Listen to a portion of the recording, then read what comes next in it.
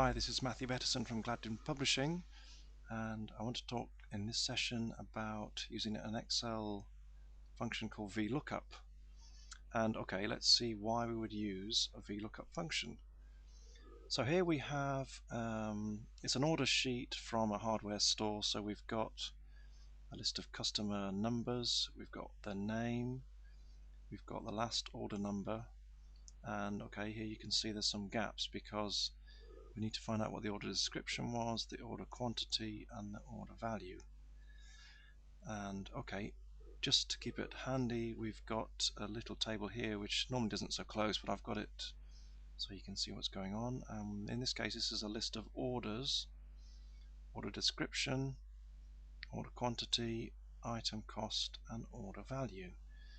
So okay, let's move on. Let's see how we can get the order description for this order populated in the field. So we tell Excel we're going to use a formula, so we do equals, and we're going to use VLookup, open bracket, and the first thing it wants to know is where is the value you're looking for. So in other words, what is the key you're looking for. So I'm going to look for order number, which is found there, and do a comma for the next field. And the next thing it wants to know is where would I find the reference data that you're looking for. So okay, if you go down here, you see the table I'm looking for is that, and for this field I'm looking at order description, so I just need the first two columns. Now I've just done a left click with a mouse, clicked and dragged down to that table, and you can see that Excel, really helpful, has put in the range value there for me. So we do comma, and the next thing it wants to know is, okay, in the reference data you're looking at, which column will I find the answer in?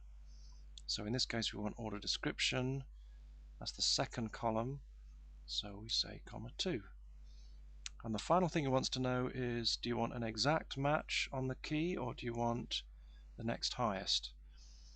And what in this case I want is the exact match, so rather bizarrely I key in false, which means if it doesn't find a match then it's a false match and it doesn't give any values.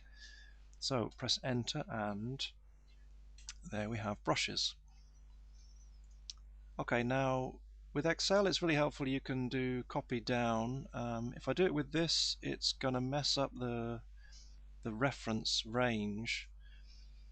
So if I show you how it's going to work down, rather than, so the first is A10 to B15, if I drag it down it's only going to look in A11 to B16.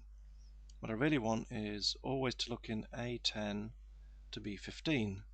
So let's plan ahead, and we want to fix this, so we just say $A, $10, and then $B, $15, and now it's always going to stay A10, B15. It's always going to look at that range. So if we do, wait till we get the crosshatch, double click again, and there we can see, if you look at it down, it's going to change the source data it's looking for, because that's just a straight pasting down. The values it's looking for are always fixed to that reference range. So okay, that's the first start. So now we've got, for all the orders, we've got what the order description is. Okay, let's advance it and look at what the order quantity is. So we've got the formula here. We want to look in C2, and another way of copying to keep the values is we can go to the formula bar here. We can just do highlight, Control C to copy. We then click on the next cell, go back to the formula bar, Control and V to paste. So now it's given me the same value because I'm still looking in C2, which is what I want to do. But now instead of looking for description, I want to look at quantity. So okay, let's see, instead of A10 to B15, I want to go to C because now we're looking at order quantity. So let's change this one to C, which tells me I want to look at that range there. You can see Excel has now told me I'm looking for 3-column reference data, and I want the 3rd column. So there we go. So that's 7. So now it's saying order 23, it's brushes, and there's 7 ordered. Copy that down. We change the formatting so it moves the bars back across. And there you see. Okay. So now we've got, for the orders, we've got the brushes, we've got the order quantity. And if you look at the cells there, the next thing we want to do, let's see if you can guess, is we want to do the same thing. We want to look at, so another way, let's see if we can go across now. We want to always look at C2 in this case, always look at C. So put $1 there. If we drag it across here, it's still looking at C2 because I put the $1 in front. It's still looking in that range, but now we want to look at E, because if you look there, the value is actually in column E. So we tell it the reference range is E, and that is the 5th column. So double click to copy that down. We need to change the format, so we can give that format cells currency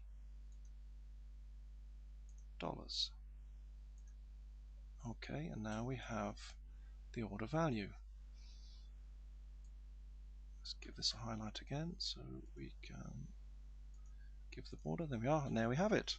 So VLookup, that's one of the ways you can use VLookup, is to find reference data and return back from a fixed column, and I hope you find that really useful.